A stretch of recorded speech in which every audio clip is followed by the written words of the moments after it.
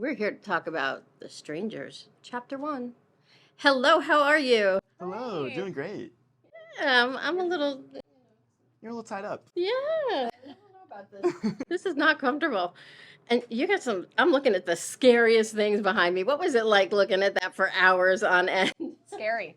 It's Scary. definitely scary. The actors who played the strangers also never took their masks off around us to like not break the illusion, which I thought was so respectful and kind, but also absolutely terrifying. You get used to it. I wasn't scared. Yeah, totally. Yeah. Right, I was right, never right, scared, right. Yeah, so. 100%. How is it acting against people who are in masks? Because so much of acting is not only acting, but reacting. Yeah. So how were you able to do that with just looking at the scary masks?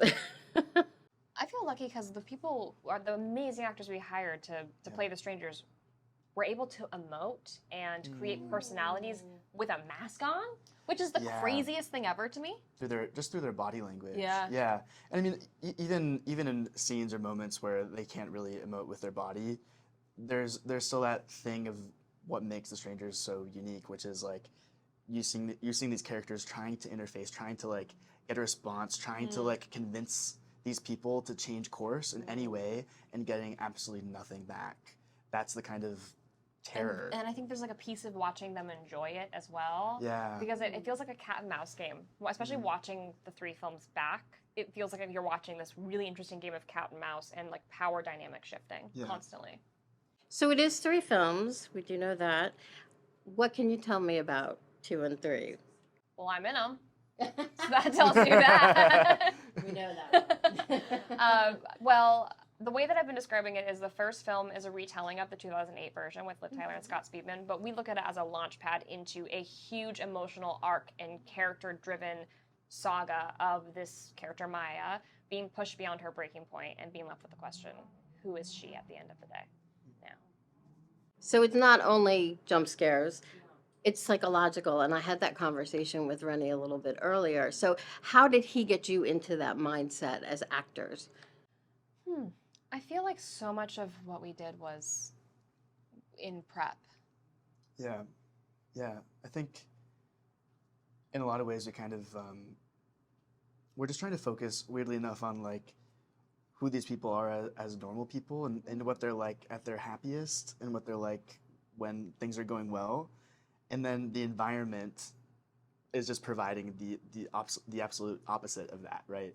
And so you're like constantly feeling that contrast as the character, and I'm just like the whole time I was just thinking about how can I preserve the joy and the peace in this backdrop of things just going progressively worse and worse and worse, and that's just like the most terrifying place to be in, Wanting to be happy, but finding you're going down a downhill slope. Exactly. Wanting to be safe, wanting to make a safe environment for your partner, and just watching things like cascade out of control and out of your hands. It's that's really horrifying. So as actors, having to do the same thing over and over again, the jump scares or just being with these faces, it really is disturbing. How do you do that? How do you bring that energy every time? Where do you go to as an actor to bring out that terror? I try to make it feel as authentic and genuine as possible to myself.